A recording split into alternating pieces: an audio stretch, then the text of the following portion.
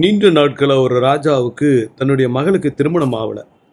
ஒரு பெரிய சாமியார்கிட்ட போனார்.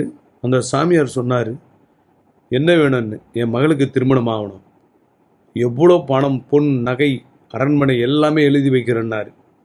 அப்போது இந்த சாமி சொன்னாராம், பாத்ரூம் போயிட்டு வா முதல்ல, அப்புறம் வந்து பேசுனார். அவன் போனான். ஒரு 10 நிமிஷம் வெயிட் பண்ணான். பாத்ரூம் வரல. நேராக ஐயா கிட்ட வந்தான், சாமிக்கிட்ட. சாமி, பாத்ரூம் வரல அப்படின்னா.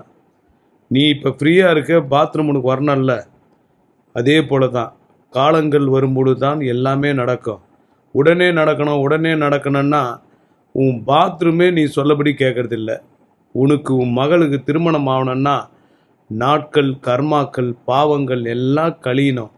தான தர்மம் பண்ணு அப்படின்னு சொல்லி அட்வைஸ் பண்ணி அனுப்பினாராம். நிறைய பேர் கேட்குறத சாமியாருங்கிட்ட போய் ஃப்ராட் பண்ணுறதுக்கு மக்களே காரணமாக இருக்காங்க.